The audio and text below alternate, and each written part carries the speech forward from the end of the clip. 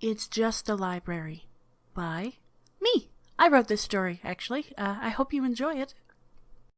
Part 1. I recently moved to a small Canadian town. For safety reasons, I'm not going to tell you which town it is. I've been not really the most outgoing of people. I've never been, actually. Honestly, the thought of interacting with another human being downright terrifies me. Though sometimes I have to. I avoid it if at all possible. A couple blocks down from my shabby little apartment is this library. The very reason I'm even telling you about this story at all. I just sort of wanted to share the weirdness of it all, with somebody. Or at least shove it out there into the void so I can feel like I'm not alone. I remember the first time I went to the library. It was really hard. But I wanted to get a library card. So that required human interaction. It took me a few hours after I got home to just calm down from the coursing adrenaline of having to interact with another human being. If she was human, that is. The library girl at the front desk. Anyway, when I get my library card, it's important to get it, because then you can do so much. When I went to get my library card on that first day there, I remember seeing this average-looking, middle-aged woman with curly black hair and white skin. She wasn't very remarkable to look at, apart from her strange fingernails. It was common enough for people to paint their fingernails black. I mean, some people like that sort of thing. I'm not judging. However, the tips of her nails all came to a sharp point. Had she filed them down to be that way? I remember wondering about it before giving her the information she needed to fill out to get my library card. They need to know things like your phone number, your email address, and your home address. The last of which I was a little hesitant to give out. I asked her why she needed to know where I live, though it came out a bit more shaky and suspicious than I was planning. I hate talking to people in person.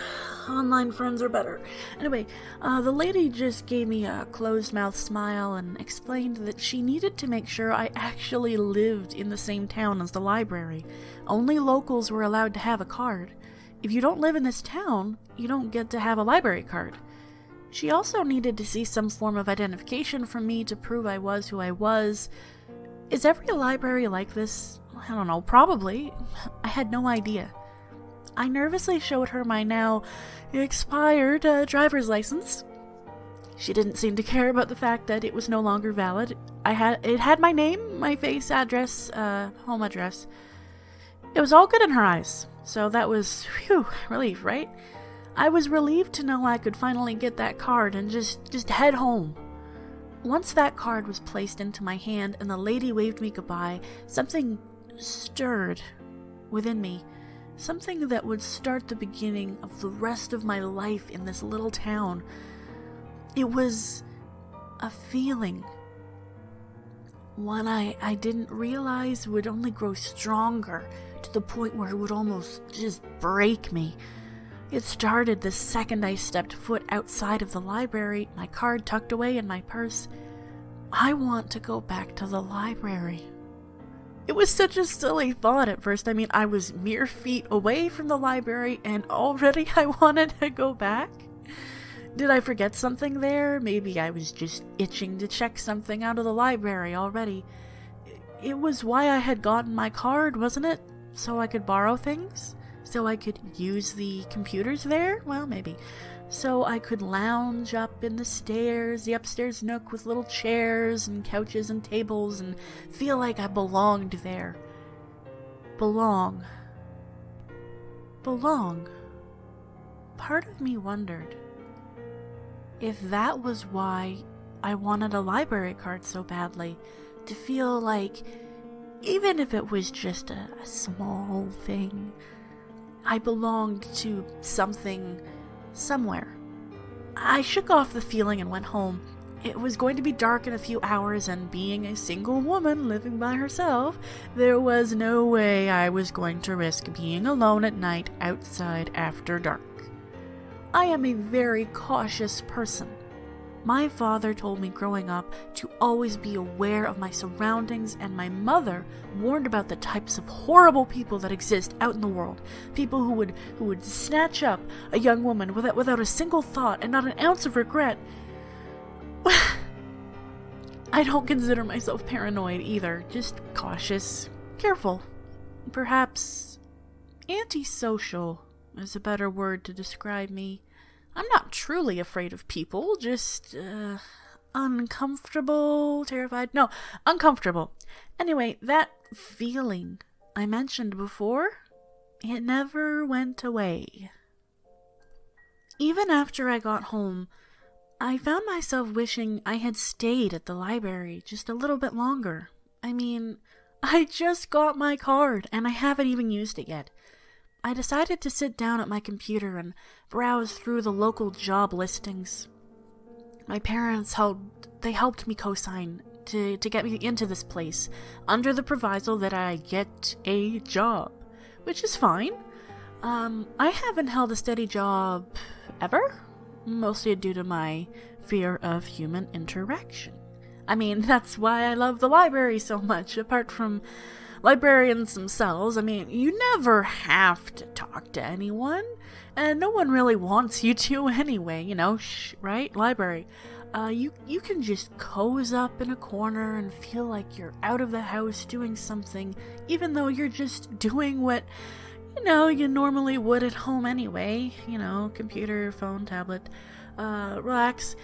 It's a change of scene without all the hassle of actually being forced to talk to people. I didn't end up finding anything that stood out to me from the job listings, even though I searched for over an hour and a half, almost 2 hours. I ended up switching to YouTube and losing myself into the wee hours of the morning, watching all kinds of spooky and mysterious videos, some funny ones too, most of which I found only, mildly interesting. I tend to zone out sometimes. They're just all the same anyway. The following day, that feeling only grew stronger from the moment I woke up. That desire to return to the library. After making myself some toast and tea for breakfast, I put on my clothes, grabbed my purse, and headed out cheerfully. I was happy. I was excited to go back to the library this time. I was going to look through all their books and movies and maybe take something out. Or even just, sit in a corner and relax. Best of all, I wouldn't have to talk to anyone. At least not unless I, took something out. But then I'd only be dealing with the pointed nails lady again. She had been nice enough the first time we talked, so I already felt better about the idea of talking to her. The idea still made my heart race, and not in a good way. I'll be fine. It's fine. It ended up being colder outside than I thought it was going to be, and I hadn't brought any kind of jacket or sweater with me. I silently cursed myself for not having the willpower to turn around and grab my jacket. My feet seemed to just move of their own accord, drawing me closer and closer to the library. No matter how much my shivering body screamed that I should go home and get a jacket. Then, like no time had passed at all, I was right there. The beloved glass doors and brick walls standing there before me, beckoning me inside. I was grateful when I felt a rush of warm air embrace me as I stepped inside the library.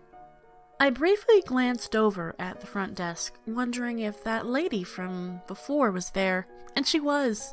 There was a lineup of about 6 or 7 people, all waiting their turn for her attention. Well, I felt my stomach turn at the sight of so many people there. I rushed to go upstairs to the main level. Maybe I could sit where all the big comfy couches are. It was no good. There were people there as well. Every single seat was taken. The scariest part for me wasn't the fact that people were there, which is pretty scary in itself, but it was the fact that the second I came within a few feet of the sitting area, every single person looked up from their phone, book, and laptop and just stared at me. There was no expression on their faces at all, just a blank, empty stare. My first thought was, had I come up the stairs too fast or maybe too loud, or maybe they were just curious to see who was approaching? It's unusual. Maybe they were cautious people like me and always wanted to know about their surroundings. The knot in my stomach only grew, and I decided to go up the second flight of stairs. I could always sit up there. It was more private on the top level, anyway. I should probably take time to explain how this library is set up. The first level only has the front desk and an area leading to the basement, as well as a side room meant for staff. The second level has computers, a help desk, a few bookshelves with sections for self-help and other health-related things. There's also a bunch of couches, a big television and projector, and a fake fireplace. The top level has mystery novels, adult novels, a few desks, and some comfy chairs situated behind the bookshelves beside the windows. The chairs are behind all the rows of bookcases, so you got lots of privacy. That's all to the left. In the center is a few books for children, as well as a whole section dedicated to movies and TV shows and CDs you can borrow. To the right is an archway that leads into the fully dedicated children's section. I always found it weird that adult books and children's books were on the same level, but I never asked why. Also, in the far corner of the top level, right next to the mystery section, is 3 offices with glass windows and doors. I think those are meant for the librarians to work in when they aren't helping people on the main floors. Now that I think about it, my library, it doesn't have a lot of variety with the types of books it has. Health, self-help, children's books, mystery novels, adult novels. I've never seen any other types of books there. Like, no history, no science. I mean, there've been a few, ones for, school, that you get for when you're in school, like elementary school, those readers' books that you have to read through. I don't know. Nothing else. Not even any other section for any other kind of book. It's kind of weird. The second level is set up in such a way that if you look down, you can see the area with the couches. There's a railing there to prevent people from falling onto the next level. It's definitely high enough that you could hurt yourself or possibly die from that big a fall. Anyway, enough of all that. Back to the staring. I could still feel their gazes burrowing into me while I walked up the stairs to the top level. I went to my favorite spot in the adult section where there was a chair next to a window. I mentioned that. I couldn't see them anymore, and they couldn't see me. I don't read the adult books there, and people don't usually come into that section, so I figured I could get some peace and quiet here. Despite the creepiness of the staring people, I found myself calming down once I pulled out my little tablet and started browsing through Reddit. I felt this calmness wash over me as I let the time slip away. I loved the library. It was like my home away from home. I belonged there. Even though I never came here for the books. It wasn't until I had been there for about 2 hours that I remembered the entire reason I had wanted to come here in the first place. I wanted to check something out of the library, a book, or a movie, or something. I didn't have anything particular in mind, and as comfortable as the chair I was sitting in was, my butt was starting to get a little bit numb. Plus, I knew that the second I left my chair, someone else might take my spot. I resigned myself to the loss and walked over to the center of the top level. I started browsing through the selection of movies and TV shows and... anime? Oh well, this was kind of exciting. I didn't know my local library had anime I could borrow. I ended up grabbing, all too eagerly, Nausicaa of the Valley of the Wind, and made my way downstairs. Please keep in mind, this was before all of the Ghibli movies came to Netflix. This was a rare find for me. It briefly occurred to me that I would have to pass by those couches again. It made me feel a little bit queasy. Were those people still there? Were they going to stare at me again? I peeked over the railing to double check before going down the stairs, and thankfully they were gone. All except for one person. It was a young man, possibly a teenager? A lot of teen boys can end up looking older than they actually are. He had a lot of layers on, multiple jackets, multiple pants, and even more than one toque. For those of you who aren't Canadian, a toque is like this fluffy knitted hat with a ball of fluff on the top of it. You might need to Google it to understand. It's spelled T-O-Q-U-E. Toque. Well, this guy, he had 3 of them on. Black, red, and white. I almost wanted to laugh. I mean, sure, true Canadians always wear layers, but this had to be a joke. His sharp tone of voice brought me back to reality as I realized I was suddenly standing right in front of him, staring, smiling. Had I been smiling this whole time? I mean, I thought his layers were kind of funny, but when did I get this close? Just a few seconds ago, I had been peeking over the railing from the second floor. Had I walked all the way down here without realizing it, or teleported, or no, never mind. It doesn't matter how I got down here. My heart began to clench in what I felt like was a knife inside my chest. It was just a feeling, a sickening feeling. I opened my mouth to speak, but I couldn't produce more than a squeak.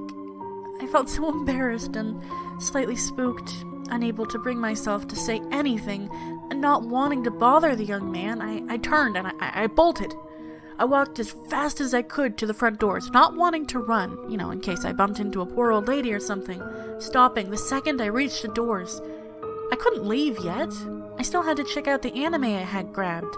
Walking further beyond this point would have just set off the alarm. Taking a deep breath, desperately trying to calm my racing heart down, I turned and stood in line at the front desk. It took far longer than I would have liked it to. Maybe having to wait was a good thing. By the time it was my turn, I had already calmed down enough not to be in panic mode when I talked to the sharp nails lady. I noticed her nails were different today. They were red with black and white tips alternating between fingers. I smiled again, thinking that maybe she was just really into nail art or something. Or maybe these were... you know what? Maybe these were fake nails. That would have made a lot more sense, actually. Fake nails that were fake sharp. That in itself made me feel a lot better. I wordlessly handed her the plastic case, which she exchanged for the actual movie.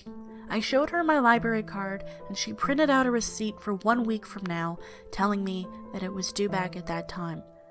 I gave a soft thank you and a nod.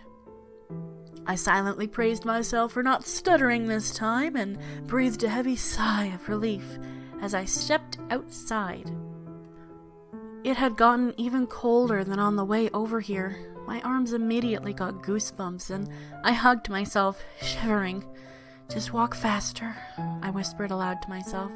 If I walked faster, I would get home faster. I got that feeling again when I was merely a few feet away from the library, like I wanted to go back inside. Despite everything that had just happened, I was so close and it was warm in there, so warm, warmer than even my house is. I ignored it, and I focused on getting home. When I looked up at the sky, I saw something that made me feel sick again. The sunset. I had to get home quickly before it got dark, or else who knows what might happen.